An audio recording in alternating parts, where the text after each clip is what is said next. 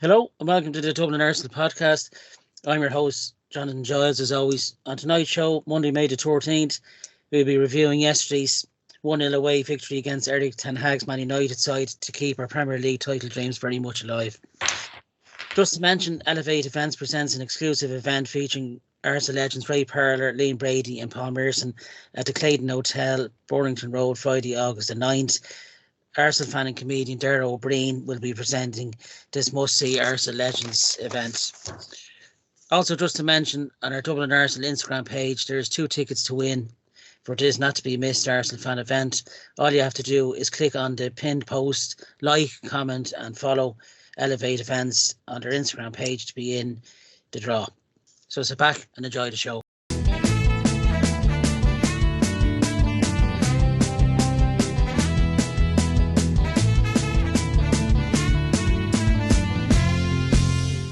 On tonight's show, I'm joined by my regular guests throughout this season and seasons past.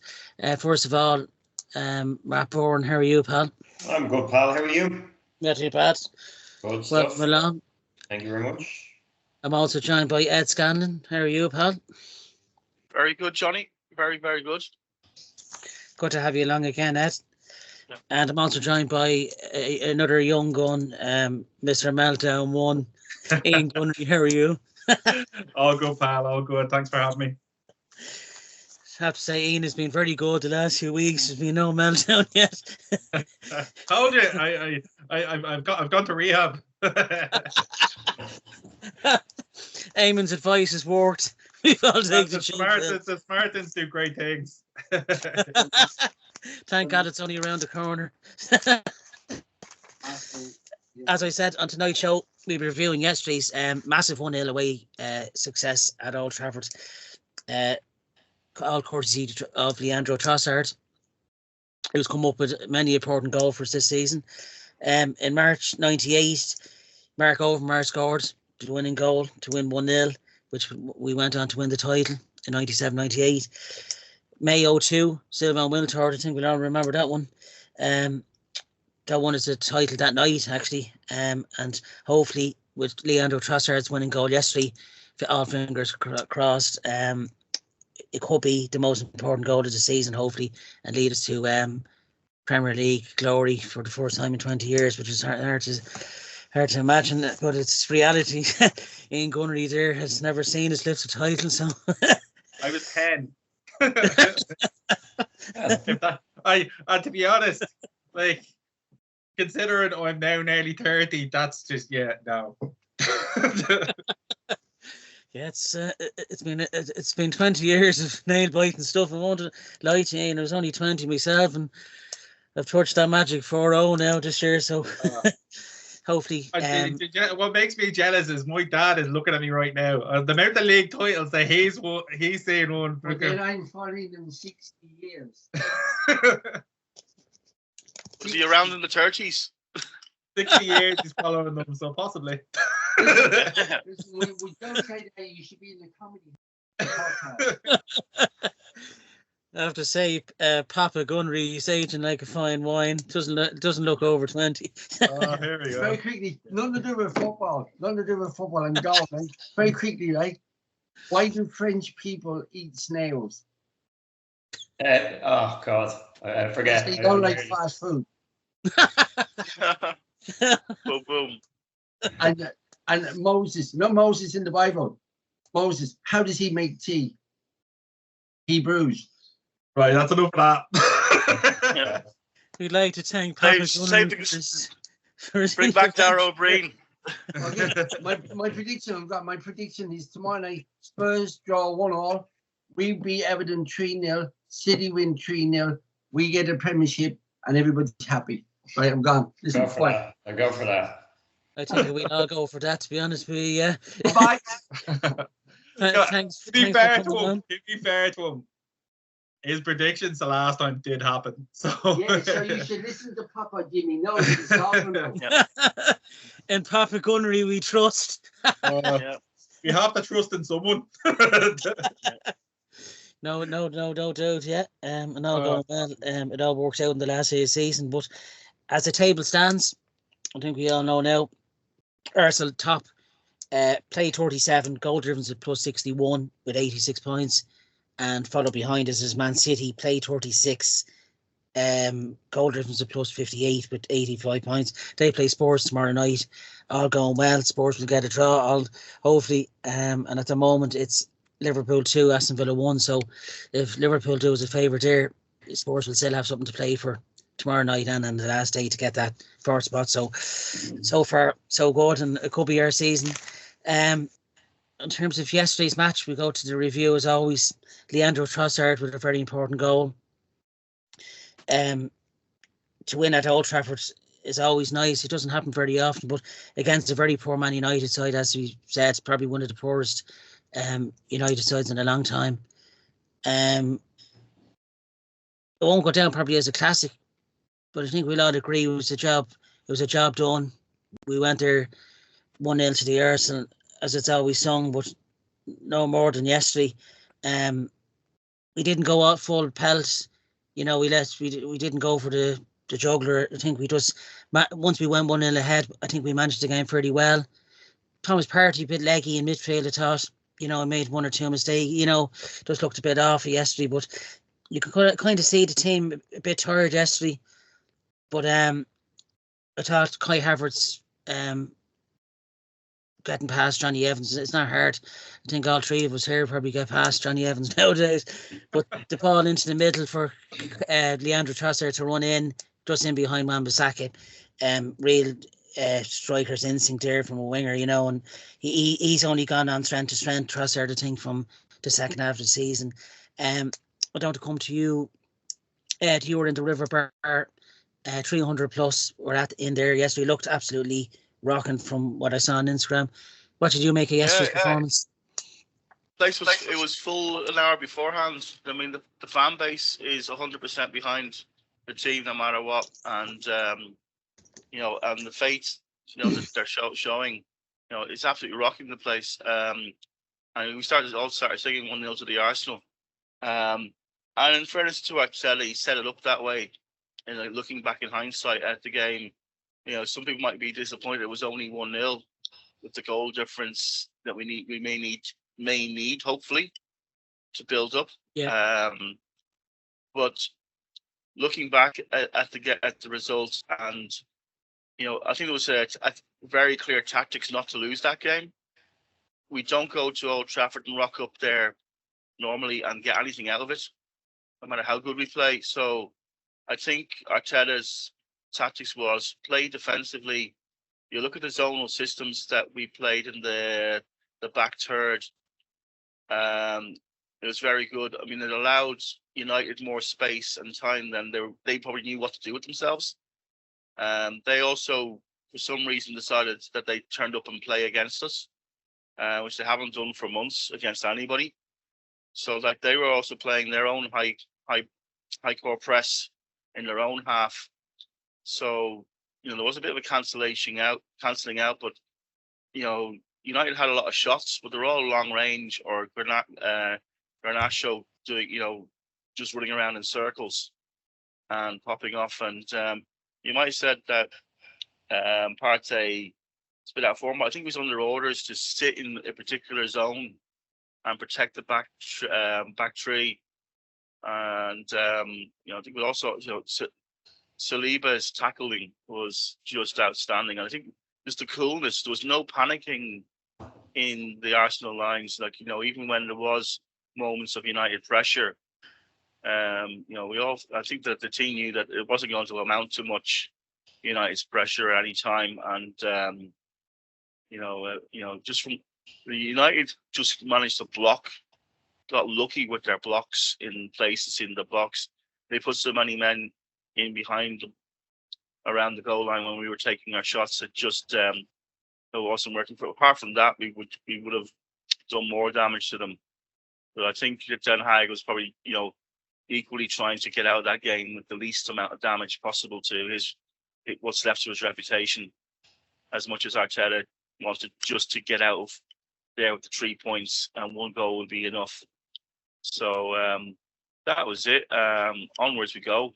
And it makes the goal difference situation very interesting, because and everybody can do the maths, but it's City can gobble up that goal difference quite easily if it needed. It might be interesting. I'd love to win the league on goals for. Yeah. Like an 89. Yeah. Or even it could even go to head, and our draw on the win against City would mean that we'd win on a head-to-head basis. So that would be hilarious, and that would be the icing on the cake if we got it that way. And I'll take it any day long. Yeah, to score 89 goals currently and to have conceded only 28. Yeah, we've won 27 games this season, more than the Invincibles won. So where we've come in a little under 2 or 3 years, it's probably a bit ahead of the project, but it's only good times are ahead. You'd expect. Matt, I know you were at the Ireland cricket game yesterday, but to have beaten Man United home and away in the season, I think as I said earlier on, a very poor Manchester United side, probably the poorest that Manchester United fans themselves have seen, but you have to go there and get the job done. But what did you make of the performance yesterday? Very professional performance, wasn't it? Very professional. Yeah. Look, I got to see as much of the match as I saw the cricket, so I did see quite a bit of the match, and I happened to be going to the bar just as Trossard scored as well, so it was perfect timing, absolutely perfect timing. You're right, Jonathan. It was a massive win. We've got games like this during the season where we scored 5-6 goals on a regular basis, and there's these games like the Tottenham game a few weeks ago. You have to dig in and get the result at all costs. I think the defence this season, there's no words really to describe how good they are. That centre-back pairing is the best centre-back pairing in the world. There's nobody better. When you've got Ben White playing the way he plays on the outside of them, and Tommy Astu coming in doing his job, Kior did a great job this season as well.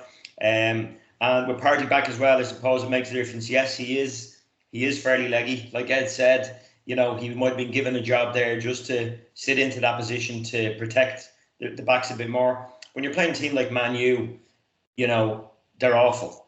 They're absolutely awful, but they'll always show up for a game like this. They don't want to see us coming to their ground last home game of the season and getting results. And we did a job. That's all we had to do. We just had to do our job. Very, very professional. We did have a couple of other chances as well. Martinelli had a decent chance. I thought he should have taken it a lot quicker than he did.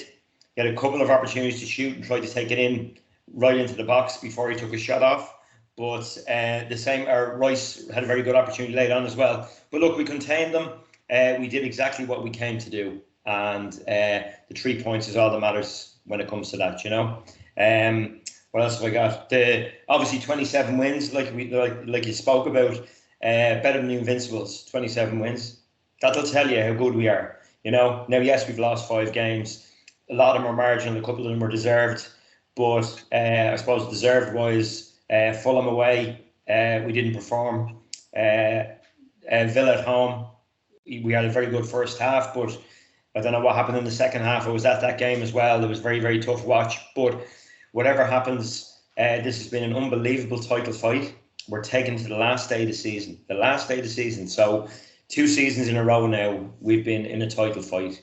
And like Ian said earlier, we did fall away a bit towards the end of last season, but we've taken it all the way. So there's progress there now. We've taken that little bit extra. So we're right on the cusp of it now. And if we could just keep, add to this squad, with what Arteta has done this season with players, nobody figured Kai Havertz would be any sort of player when he joined. Same with Trossard. When he joined, it was kind of a panic buy because we didn't get Mudryk, which we spoke about. Look where he's at now. Look how good Trossard's been for us. Coming in from the left, bagging 12 goals in the league this season, and a hatful of assists as well. So the future is bright, lads. Very, very bright, and you just never know what could happen. If Liverpool win tonight against Villa, I don't believe for a second, by the way, that Tottenham are going to go out to try to lose tomorrow. The fans, I watched a bit of Ange's press conference today, and all the reporters were saying to him, most of the Tottenham fan base want you to lose tomorrow night. And he's going, well, we're professionals. We want to win a football match. We want to compete with the best teams in the country, and to do that, you got to beat them. So he says, so we're going out to win tomorrow night. There's no other way, that the match is going to go. We're going out for a win. I don't think they'll sit back. I think as professionals, they need to perform properly week in, week out. Also, if they're still in the Champions League shout, you could bet your life the chairman will come into the dressing room and go, lads, I want Champions League. If we want to build this club, you're going to have to really push for Champions League. So, and they want a cash bonus. Well, there you go. Yeah, big wage bonus if they get there. Yeah. We'll get the Cronkies to give them a cash bonus, Well, Paul Merson said on Sky Sports, he says he'll get a sports tattoo. But he did make a fair point, though. The kind of worrying thing, what I'd worry about is Spurs played Sheffield United at the weekend at home, and they done the lap. The lap of honour that you do in their final home game, even though they have to play City. You'd hope that they haven't thrown everything out the pram, but with the result here tonight now, if they says it as it is, it makes it very interesting. Very, very interesting. You have to remember as well, they drew 3-3 at the Etihad as well, so I think the way Man City and Spurs play, it'd be a very open game. I think it'd be a very entertaining game as a neutral, but it wouldn't be beyond the possibility of Spurs getting a draw. Another 3-3 wouldn't be, it wouldn't be far off, but possibly. But look, all we can do is do our job. We've done our job, and now we go into the last day of the season with a chance to win the title, and that's it. Sometimes you just can't compete when a club is as wealthy as we are. You're facing a machine, yeah. Yeah. So, but listen, very happy with the season, lads. It's been fantastic. It's been great. And Ed was saying about the Spartans Club there yesterday. I mentioned there last week, Jonathan. Spartans Club is phenomenal. Absolutely brilliant. The atmosphere that's created in there week on week is just brilliant. Absolutely brilliant. And it's credit to all the committee and the supporters who come in. The fan base has just grown so big, and it's a very family feel in there, and very happy. But listen, hopefully we'll be celebrating on Sunday night, lads. But we'll all be. It's a huge. I think. I suppose if we're really being realistic, it's probably gone over. It's out of our hands. But it is. The Aston Villa game was sadly the one that cost us. Really, when you look back on. Listen, I think Ian said it before we came on. Yeah. You can look at the draws. Look at the 5 draws. Look at the game against Luton Town that Ian said, and last second goal by Rice that didn't go in. We're not going into the last game. That's true. Yeah. So there's things like this. We'd be looking for City to lose 2 games. So it all evens out over the season. Yeah. Yes, you'd be disappointed with some of the results, but look, lads, we're there on the last day. We have a chance to win the title on the last day of the season. And we've put ourselves in that position through fantastic management, fantastic attitude from the players, unbelievable performances, unbelievable goal scoring, plus 61. That's unbelievable. That is fantastic. We don't concede goals. We got the Golden Glove. Arteta's won more games than any Arsenal manager, in a season. So there's so many positives there. And the capper needs to be win the title. It may not happen, but we should be very proud of the team. Very, very proud of the team. 100%, Matt. I'll come to you, Ian. Wins over Man United, home and away, don't come along very often during the season, but over the 2 games, we absolutely dominated. And what did you make of yesterday's performance? Yeah, I think I very much agree with the lads. I think it was a professional performance. They done what they needed to do. Yeah, of course. Look, City are a juggernaut, and you're kind of wanting to win the game, but also being like, God, they've won 4-0 or 4-1 or whatever in the previous match. You're kind of doing quick maths in your head, kind of thinking, God, what's the goal difference now? Yeah. But like at the end of the day, just get the points on the board. The goals will come. Like we've scored, as Matt mentioned there, like we've scored plenty of goals this season. That you don't rock up to Old Trafford, as we've said, and do United. Don't care how bad they are. They always turn up against us. And like we've had many good teams show up there and get nothing. And we've played Man United off the park and got absolutely nothing. So I mean, like, for me, just to get the 3 points, that's as much as you could have asked for. And I thought we played quite well. Okay, I actually think we've done everything perfectly, bar put the ball in the net more than the one time. I think we had the chances. We were just unfortunate not to take as many as we did. But I think you could tell as soon as Trossard's goal went in that like the life out of that stadium went. I think it just made the job slightly easier. And like what it showed, I think best comparisons I can put into it is you don't poke the bear. And I kind of felt like when we were 1-0 up and defending, there was only a few parts that I thought we were getting sloppy. And it started when United started to get chances, like 2 or 3 chances, it started to roil the stadium up. And I kind of thought, oh, here we go again. This is like Liverpool at Anfield, where we should have won that game, and we're kind of bringing pressure on ourselves unnecessarily. But it just goes to show that they've learned from that, because they dealt with that pressure, and I mean they defended really, really well. I mean Saliba was phenomenal, I thought, and I even think like it's like to give Partey credit as well. Like Partey's been injured for quite a long time, and I felt like he's been a breath of fresh air having back as well. So I think it was a really, really good performance. And I know we're kind of like supposed to get into the title race. Just bring it to the last day. That's as much as we could have asked for, really. Like, I mean, okay, yeah, it's disappointing with the Aston Villa game, but I mean, there's so many different ways you could look at it. And like, I mean, I remember being at the last game last season when I knew we couldn't win it on the last day. I just thought, oh, you know what? It would have been nice to even just bring it to the last day and just have had a chance, had a sniff at trying to win it. And now we have that. Do you know that kind of way? Like, we've been there thinking on the last day, what if it had gone to the last day? Would we have done it? Now we're going to have these questions answered. Do you know what I mean? And like, it's in the football gods. You're never guaranteed to win any game. It doesn't matter who you are.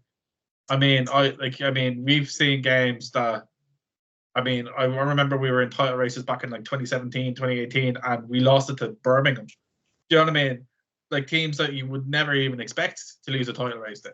So, I mean, it's not beyond any doubt that Spurs could go and do us a favour. Yeah, okay, our rivals don't want it, but I think as Matt mentioned there, I actually watched that and Postecoglou interview and how he said people need to get their heads checked if they want their own team to be losing. But I'd also look at it in the fact that, like, if they have a potential of getting top 4 as professionals, they're going to want to win that.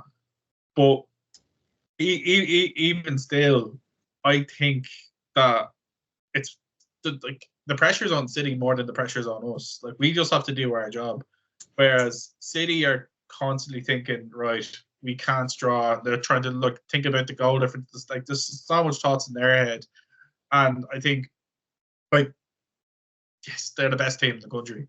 They've like an absolute unlimited amount of money. But I think when we look over games City have played, like in all the competitions, like they can have off days, and I kind of feel like I always believe in kind of like the football gods. Let's put it that way. I believe if you're the best team and you do all the right things, just sometimes it will work out for you. And whether that means we do it on the last day, I think we've talked about it, goal difference, goals for, head to head, whatever it comes down to. If we don't win it, look, all we could ask for is if we lose the title, have no regrets. And I can safely say, regardless what happens, I know personally I won't have any regrets with how they played this season. I mean, we literally have performed in all aspects of what we need to do. Defended well, Golden Glove, highest goal scorers, more wins than the Invincibles. Back then, you can't really ask for more than that. Yeah, it's just looking back there from January. It's 11 clean sheets since January. You know, yeah. So it's just been incredible. Just concede 28 and now win the league is just incredible. If this was any other league, we would have walked it. You know, when you look at the likes of Leverkusen, PSG, PSV, you know, when you look at the other leagues, all them leagues were even won by less points than us, and we still can, you know. But if we can turn, as Eamon said last week, if we can turn those 5 draws and 5 defeats next season, you know, I can't really see us losing 5 games next season. I think we'd only get stronger and stronger. You know, we seem to be learning quick from our mistakes. You know, but like William Saliba was just immense. You can see the difference he made at the end of the run in this season compared to when he was injured last year. You know, man of the match against City, Liverpool, and now Man United. You know, and like he's definitely a prize asset to hold on to. You know, himself and Gabriel probably the best defensive pair in Europe at the moment. You know, apparently people were saying he was mismanaged by Arteta. Remember that narrative at the beginning of the season that Arteta didn't know, you know, putting him out on loan was a big mistake, and you know, to be honest, he's matured hugely. Yeah, that was the making of William Saliba. I think so. Yeah, I do absolutely agree with that. Yeah, I think the loans that Marseille needs him the world of good. I think that's actually what he needed. You know, I think he was a bit. He's bulked up as well. You know, he's like a tank now as well. But he just needed that experience, the rough and tumble of League One in France, and you know, I think he gave him a hunger, if anything, because I think the whole point of him being put out on loan and him being coming back going, right, I'm going to show you why I'm staying here, what I need to do. 100%. I think it just gave him that hunger, like. Yeah, I think that's what it was probably deliberate from Arteta, just to make him feel this is why you have, you know, if you want to be part of my plans, show me. And he certainly. I think he actually got player of the season for Nice and Marseille, I think, as well. You know, so you know, if we don't get it at this stage that Arteta is an unbelievable world-class manager, then there's something wrong. You know, I mean, he has managed. You know, the way he has developed players and brought in the right players, and you know, no problem leaving Jesus on the bench. He was a massive name because, you know, no bother dropping Martinelli and letting Trossard in because Martinelli wasn't having the best of times and all. He's ruthless, getting rid of Aubameyang, getting rid of Ozil, getting rid of any troubled players. You know, nobody should see Shevchenko again. Sorry, yes. We won't see Shevchenko again. You know, that ruthless streak. You know, one mistake and he's hauled off. Smith Rowe can't get a game. Probably will never play again for Arsenal. Lovely lad, but you know, Arteta is on a different level. There's no coziness. There's no sympathy. There's no, loyal. You've been around for a long time. Like, you deserve something. You know, Arteta has to be. Has to be ruthless, as Matt says. Because he won't be, like, he'd be worrying himself in many years, can I, go without a trophy of something of meanness, you know? Like, I'm sure the board will give him, hopefully another 2 or 3 years, but, you know, time does run out as a manager, you know, it's all about winning trophies, isn't it, you know, and keeping the board happy. But look, as Matt says, we're on the right road. It's the first time since, for me personally, it's the first time since the Invincibles that I feel optimistic about winning trophies again. And that's, you know, the move to the Emirates was a big hit to us. You know, we had to sell one top player a summer, really, you know. Yeah. Thank God we're only adding quality, not losing quality, you know. So that's right. In that sense, but I even think as well, like, as we get stronger as a team, the mentality is growing. But like, also because you need to have such a strong mentality in that starting 11, like, again, as you've mentioned, the likes of Zinchenko, the likes of Smith Rowe, they're not bad players, but they just don't have that level of skill and mentality to be in that team. Like, Jimmy, look, when the pressure hits them, they do panic and they do kind of do, and they have those mistakes in them. And I think that's the level, like, that's the players we need to get rid of. Not because like they have like that bad players. I think they're good, but there's better options out there, like, that you can definitely go for. And I think it shows that, like, I mean, when you look at the players we brought in with Trossard, you have Saliba, you know, even I think, for example, Timber only played 1 match, 2 matches, if that. Like, he's going to be someone that improves the team straight away next season. Yeah, 100%. Like, he's going to be literally a new signing, you know. Exactly. You know, it's exactly, you know, like his goal against, I think it was Blackburn in the reserves, like that one goal of the month. You know, Yeah. I think they just gave that to him. Banger. You know, being but look, he's on. Hopefully, he's not picked for Holland, and he just gets a good pre-season under his belt. But I admire Ateta as well, not rushing him back. Like he could have played him in the last 2 games, but why bother? You know what I mean? exactly, Like, why risk? yeah, Like when he has a settled squad there, it's just great to know that we don't have to rush players like that back from a serious injury like he had. When when you look at that bench yesterday, to United's bench, there's just ooze quality, you know, and it's not many seasons we could say that you could look to the bench and bring on the likes of Martinelli and Gabriel Jesus. You know, Martinelli last season was ripping it up, and he's not afraid, as we just said there, to leave players like him on the bench. And you know what Trossard has done is even get. He's in the starting 11 now, you know, where you were looking at him to come off the bench. He's got himself in the first 11. So, you know, you show Arteta what you're about, and you will get a deserved place in the starting 11. But I even think the outsides, like okay, we've good players, but like even just the whole setup, like when you look at how we are so good from set pieces, like, do you know what I mean? Like we're getting goals from set pieces, we're defensively good, we're not getting injuries. It's like the whole setup of the team from top to bottom just looks to be that much better now. Like I know our old fitness coach went to Man United. You can just see it about the injuries that they have now. So you're nearly wondering, was he a jinx to us or something? Like, you know, like it's hard to know. Like, but like I mean, obviously touch wood that it stays that way. But I think that also makes a great team as well. Is that it's fantastic when you have great players, but when they're able to actually get the best out of them as well, that says it all too. Yeah. Yeah, 100%. I think we'll find out in the summer that Gabriel Jesus was carrying bad injuries. So he was looking like he was in tears the last few times he was coming off, you know, as well. in Saka's pain. Carrying something. Yeah, well, he gets the Jesus kicked out of him, and I use stronger language. I mean, he's not protected one iota by referees. Look at last week's game; that was an assault on his knee. And even match of the day, we're trying to talk it down as, oh yeah, it was downward direction with the studs. There were studs. Right. Yeah. We will need. You know what? It takes the Harry Kane comments out of the way as well, because everyone was like, "Oh, Harry Kane gets protected because he's English. Like, if he wasn't English, he wouldn't get away with half of what he gets away with." Whereas there's Saka. Saka's one of England's like prime players, like for the future, and he's just like getting milled out of it every week. Yeah. And we all know why. Yeah. You can't see much on VAR when you've got a white hood over your head. Yeah. You need more protection, Saka. Yeah, but look, he just gets up and gets on with it. You know, he's used to getting these kicks now, and just look a bit tired now, I have to say, over the last few games. But one more game to go.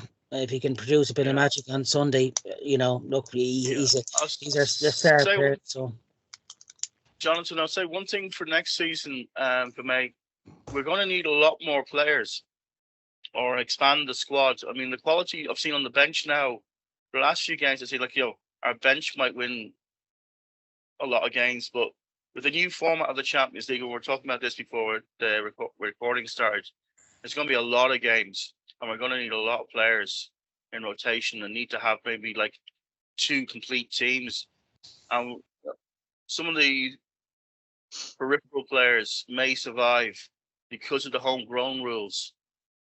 So, so Saka is fantastic. And I know homegrown doesn't mean Arsenal from childhood anymore. It can be, English players probably, maybe from, the shopping list, but, some of the players we may have, like Smith Rowe, may survive, but he may want to play more himself or prove himself to, for an England starting position in the future or something. But we're going to need to, and maybe that's not today's conversation, but it's something that I'm going to have to look at. It's definitely there's no doubt about it. Like it was a good point Eamon made last week on the show. Like you look at signing players, to take a good 2 years to, to scout a player that they need. It's not just rushing in for the sake of it. So hopefully they've been doing a bit of scouting to add quality to that bench, as I said. Do you man of the match from yesterday, lads? Do we all agree? William Saliba? His tackle was superb. It was so calm and so controlled. Yeah. He putting in a tackle like that in the penalty box. And at that time And of the match, yeah, and against the notorious weasel of a diver, as well. Yeah, 100%. So it just absolutely controlled it and never panicked during the whole game, and just gave that defense a sense of calmness. The rest of the team were good as well, but I thought, definitely for me, that was just you got a standing ovation for that. Yeah. Man of the match, Matt? Yeah, same. It has to be Saliba. His stats yesterday were incredible. His duels and his pass completion rate and everything. He was just sublime, absolutely sublime yesterday. But like I say, everybody put in a shift yesterday that they had to put in for a game like that. But Saliba was absolutely standout, absolutely brilliant. Ian, man of the match for yourself, Saliba? Yeah, full house. Like for me, I think he was the coolest guy in the stadium. I don't think he didn't show any nerves. I mean, he had some last-ditch defending. Like, I mean, if he doesn't get the ball out through, and I mean, he just looked like you nearly get the feeling when you're watching him now, like watch him so many games now, you almost feel he's always going to get to the ball. Like, you just have that confidence about him, which is very, very rare for our defenders over the last couple of years. You've always thought when someone's running in on goal against us, you're thinking, oh no, here we go. But like, you just have that confidence there. You're like, you know what? If we keep like Gabriel and Saliba fit, you kind of feel like, okay, no one's scoring against us today the way we're playing. Yeah. Yeah, it was just a brilliantly timed tackle, It's just the way he could, and like the celebrations at the end, you could just see from every player they just want this so bad. They know they can nearly just touch it now, but with United's roof caving in, it's just so poetic about what's happening to United as well. A shitty club caving in. It's just great. Leaking through the stand. It's just great seeing it. It's just great seeing the demise of such a terrible, terrible team. I did think it was funny when I got to the last 2 minutes and you could hear the thunder and lightning. I said it's like a horror film for them. Yeah. When I saw that flood coming in on the roof, it just said everything about United season. Yeah. But look, they have to do what we done: burn the house down and start from scratch. Because just throwing money at it, signing a player here and there, it's a helping hand as it stands anyway. It's a long way back, but we've been there. Liverpool have been there, and we're on the look. It's all about Arsenal. We're on the right road, and the only way is up here. To the final home game of the season, lads. The Everton preview. Just like to say to Richard White, who's a big fan of this podcast. He listens every week. For an Everton fan, I have to say, fair play to Richard and congratulations to Everton staying up for another season. They got the magical 40 points mark from their victory at home on Saturday. There won't be any last day drama like they had last season with Abdoulaye Doucouré. I say Pickford done really well this season. I think he's 12 clean sheets. Definitely a big player for them, and it's good to see them, even with the points deduction, they still set up because they believed. They've great belief. They're a great old school stadium, Goodison Park, very like our old stadium, Highbury. Fans close to the pitch, really good, well-run club. But I'd just like to say well done to Everton for staying up, and say Richie White hopefully will be with us again on the show. As we nearly meet Everton on the final day, as we said at the start of the show, I was there for when we bet them 5-1 a couple of seasons ago. And Trossard actually got the winner at Goodison Park back in September. I think it was David Ray's first game, actually, from signing from Brentford. The final game of the season. Hopefully he's keeping another clean sheet and lifting the title. But we remember 98 when Tony Adams ran up the field to score that 4 goal. And what a win that was, 4-0 against them. And another 4-0 would be quite nice to seal the title as well. But coming to yourself, Matt, how do you see the game going on Sunday? We just have to do our job and hope we for the just best. have to do our job. I think we'll beat Everton. They've done really, really well. And sorry, Richie, but we will beat us on Sunday. I'm hoping it's significant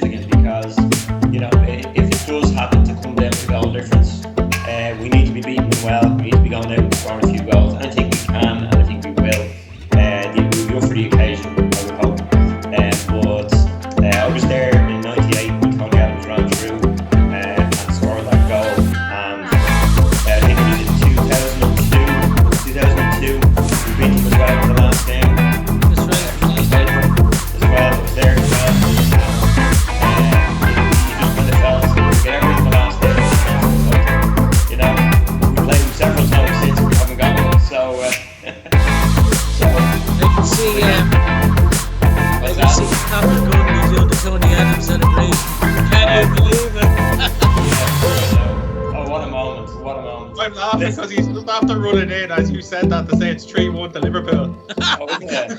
Okay. All right. That makes it very interesting. This very makes it interesting. very interesting for tomorrow Yeah. night. That scores But, can smell for days.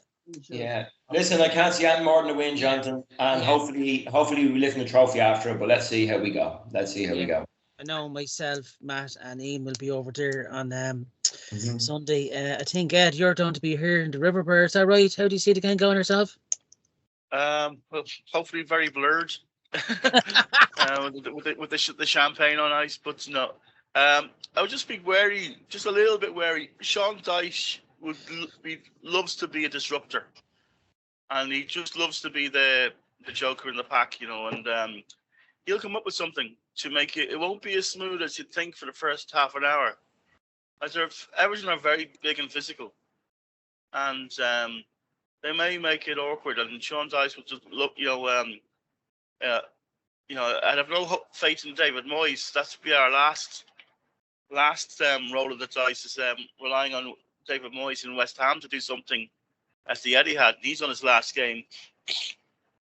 When West Ham's got nothing to lose there, but Sean Dyche could make the afternoon a bit tricky, but I think we'll get over the line.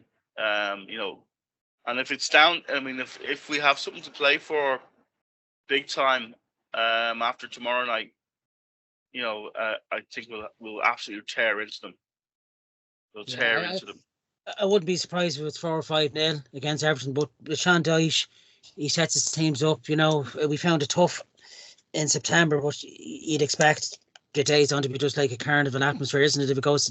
If the result goes away tomorrow night, it's just on to be one of those pinch me moment, I was there moments.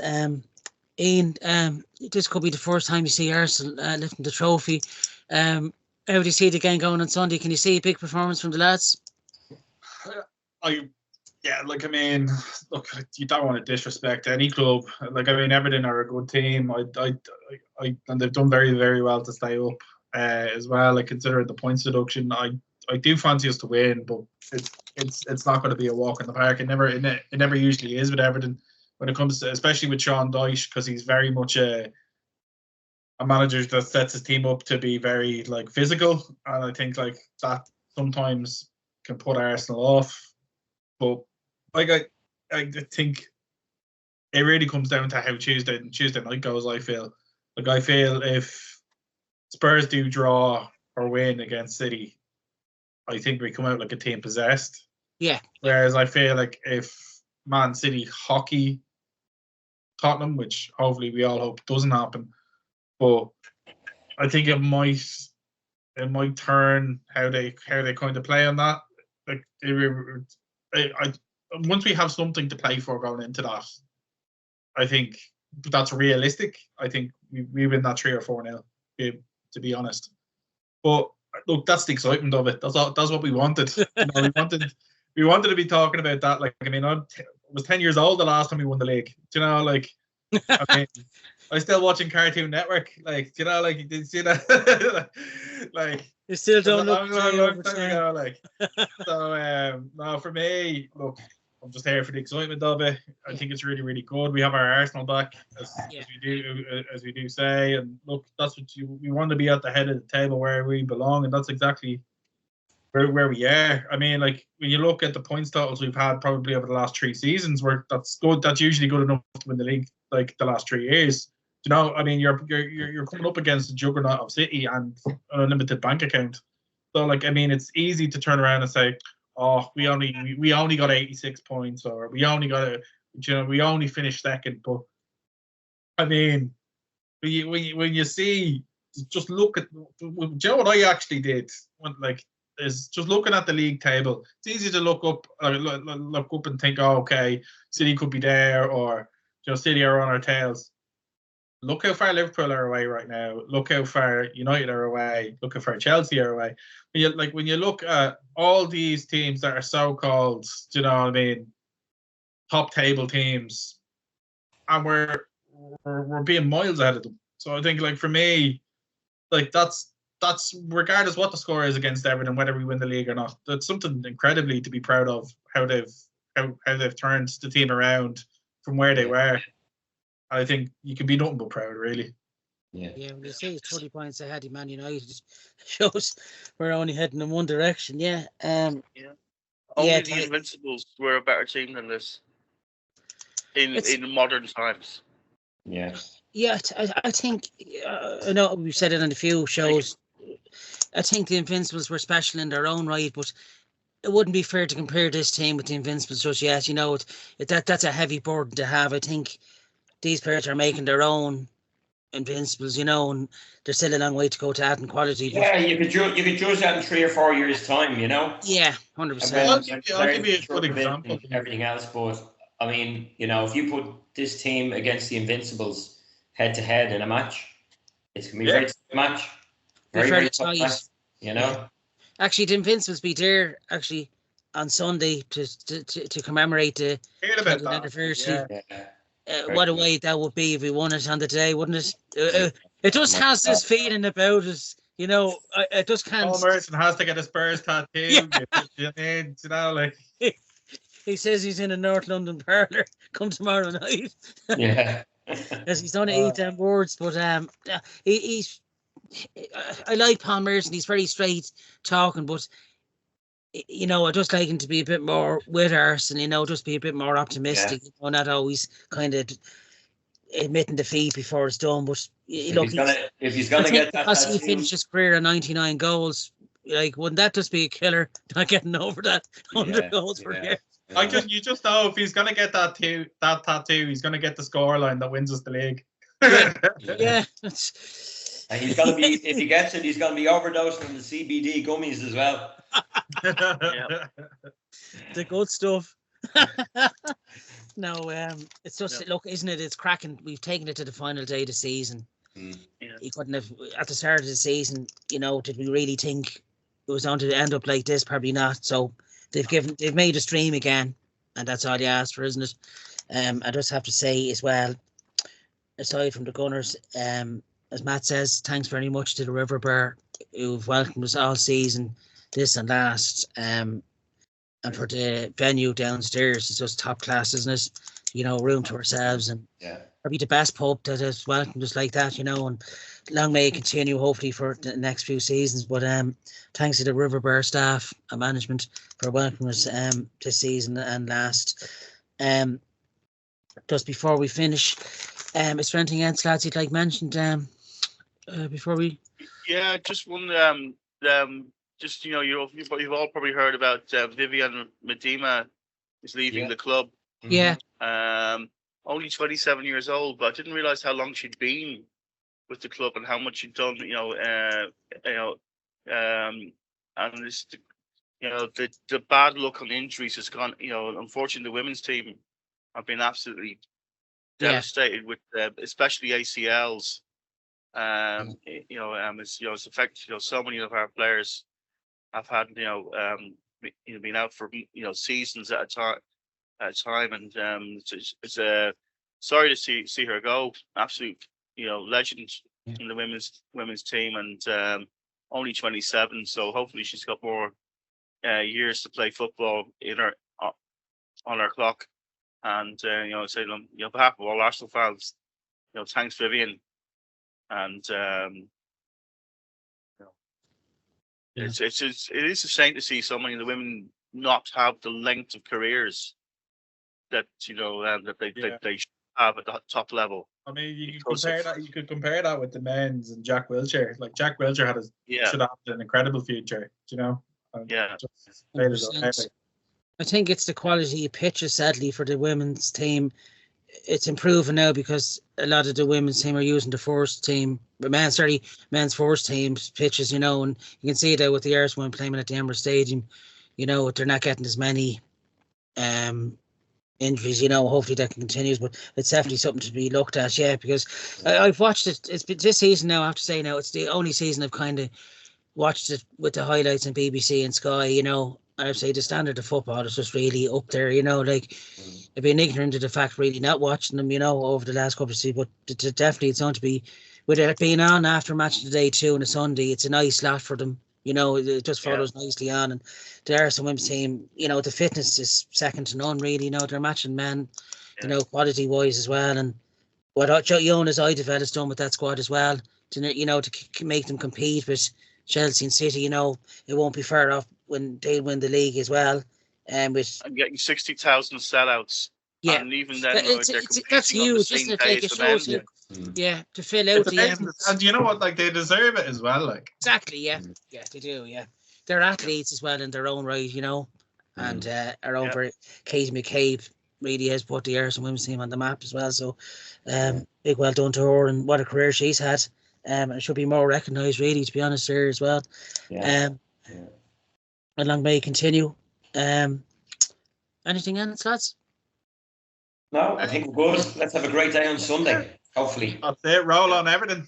Yeah. Here. I'd just like to, before we end, book your Mondays off. Yeah, it'd be nice to have a mini holiday, wouldn't it? Make a nice long weekend of it, but when's the parade? Don't say that. Don't jinx anything, Ed. Yeah, don't. Just let the game be finished first.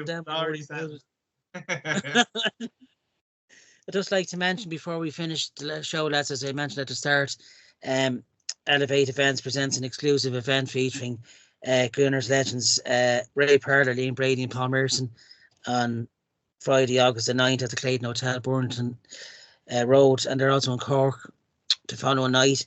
Arsenal fan and comedian Darragh O'Brien will be representing that, which is a must-see, really, and hopefully we're all there. I know I've got my ticket. And also just to mention on our Dublin Arsenal Instagram page, there's 2 tickets to win for this not to be missed Arsenal fan event. All you have to do is click on the pin post, like, comment, and follow Elevate Events on Instagram, and you'll be in the draw there for a chance to win those 2 tickets. Definitely well worth it, and it's just the weekend. It's the weekend before the start of the new season, so Friday, August the 9th. I think fingers crossed we'll at least be in the Community Shield the Sunday, so something to keep. It should be great to meet Liam Brady, Parlour and MERSON, three great legends of the Arsenal, and I'm really looking forward to that to end the summer on a high. I'd just like to thank Ian Gunnery. Thanks for coming on, pal. Pleasure, pal. Pleasure, always. Cheers. Thanks for coming on. Thanks to Papa Gunnery for popping his head in now and again. He has FOMO. Like to thank Matt Bourne. Thanks for coming on, pal. Cheers, buddy. Appreciate it. We'll see you on Sunday, hopefully. Here. And also to another Arsenal lifelong fan, thanks to you, Ed Scanlon, for coming on as well. Oh, always a pleasure, Johnny. Always a pleasure. And the team deserves something. Big things are happening, and hopefully it's this year. But the future is bright. The future is red and white. Yes, it is. Well said. I couldn't have said it any better. As always, thanks to Martin Stumble for putting this up and editing. He's been brilliant all season and for the last few seasons. So thanks very much, Martin. Follow us at Dublin Arsenal as well on our Instagram page. And until next week, when we'll be hopefully reviewing an Everton victory against them and hopefully saying that we're champions.